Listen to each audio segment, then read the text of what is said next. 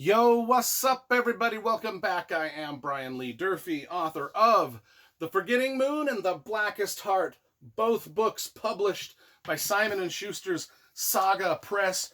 Today, I'm going to be reviewing Stephen King's Everything's Eventual. You know, we got two copies of it here. This came out in 2002. This is a collection of 14 short stories by Stephen King. Now let's talk about the covers. You know, I always talk about cover design and cover illustration because I love those two things. So this is the hardcover. This is the paperback. It never did come out in mass market paperback, so I got the trade paperback here. I also have the book on audible.com. Now, the Audible narration was done by a cast of different people, like one different voice actor for each of the 14 stories. And Stephen King did read one of the stories himself, which was cool. Now, if you've been following my channel, you know that I've been reading and reviewing every Stephen King novel in order of publication. So we are up to Everything's Eventual, which he wrote in 2002. We were talking about the covers, right? So let's talk about the covers of each. I mean, it's okay. It's okay. I mean, it's got... This one has the big, bold, red Stephen King. This one has more of the sophisticated, Times Roman font Stephen King. Which one do I like better? I think I like the Times Roman font Stephen King. I think I like the hardcover design a little bit better. It just has the wraparound with the wonderful, painting. It's just better overall. So anyway, cover, we've talked about that. We've talked about the Audible version. Let's talk about the stories. I love Stephen King. He's my favorite author of all time. However, short stories, just in general, I don't care for them. I love big, fat, epic novels. So short stories are really hard to intrigue me just from the get-go. So you're working an uphill battle from the jump every time we read a short story collection. So let's talk about these 14 short stories. One of the things I realized is I did some math in my head. 2002, Stephen King would have only been 54 years old. And think about that. He wrote, God, I got the whole fucking collection of Stephen King books right here. I mean, this one, he wrote all of this shelf,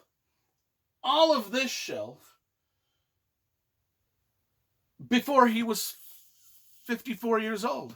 And then all of the stuff on this shelf and the shelf below it, because there is stuff on the shelf, there's more Stephen King. I mean, I got Stephen King novels here coming out my ass. I got all of them.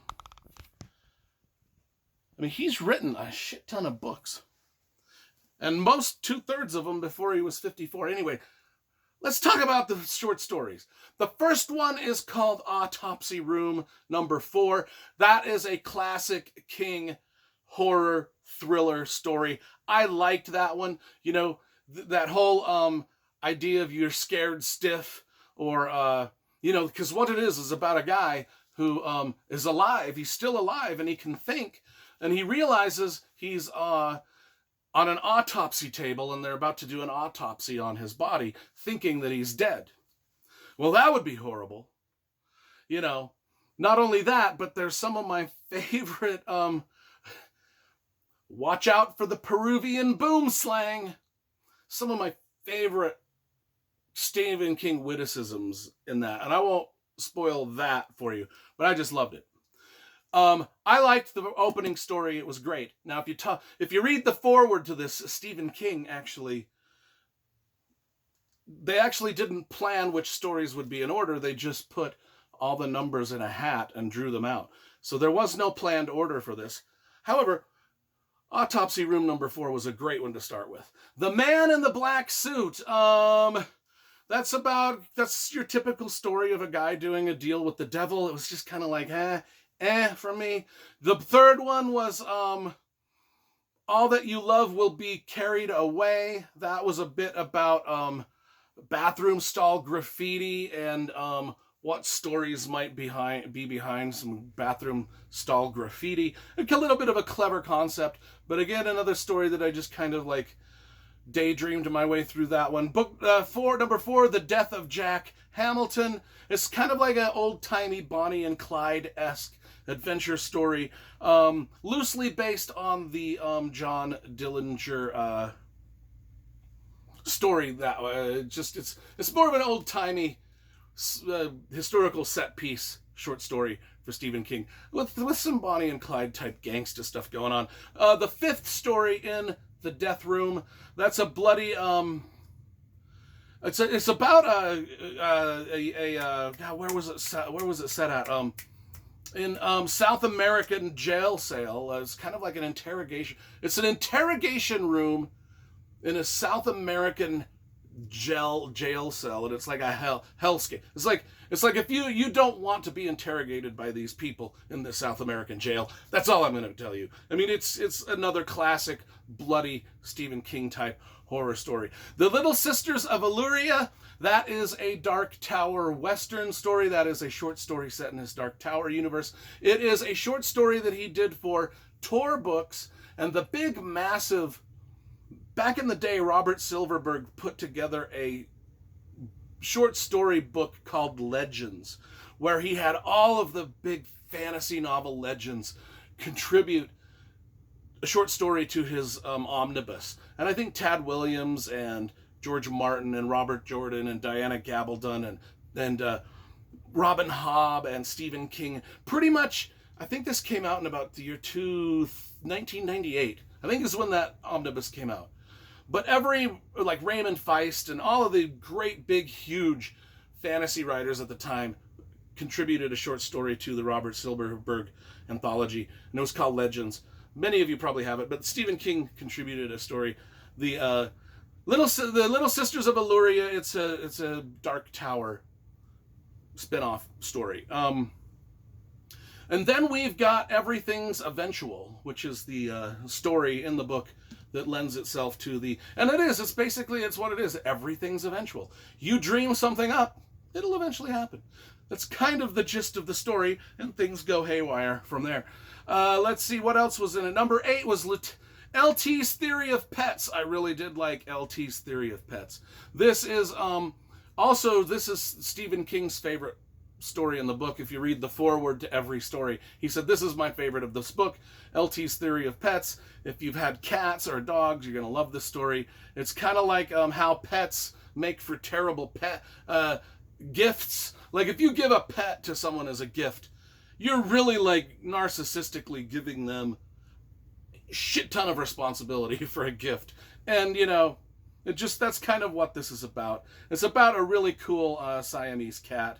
And then the 9th book was called The Road Virus Heads North.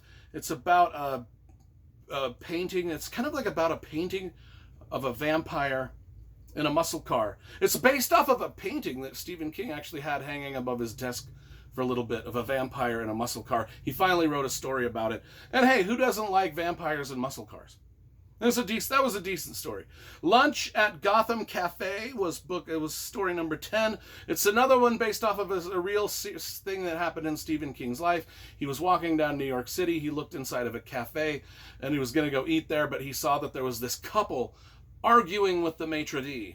And so he was like, I'm not going to eat there because it looks like shit's about to go down there. So he booked it out of there. He didn't want... But he got to thinking, what the hell was that argument about? And why would they bring a maitre d' into the argument? So he wrote a story about that. It's kind of clever, funny. That feeling you can only say what it is in French.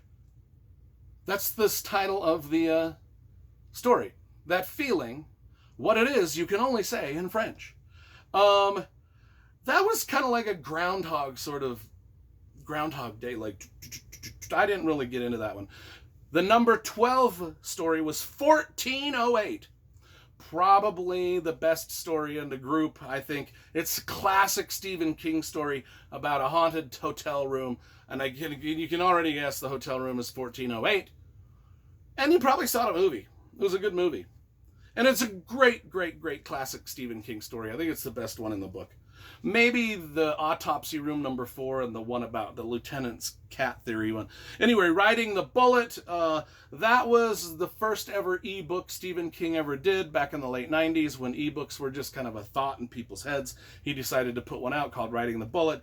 I didn't really care for it, nor did I care much for this final book called Lucky Quarter. In fact, I can't remember a damn thing about Lucky Quarter. I think I might have slept through that one. I think I was done with the short stories by that point, and I just sort of snoozed through Lucky Quarter. So if you want to know what Lucky Quarter is about, don't ask me.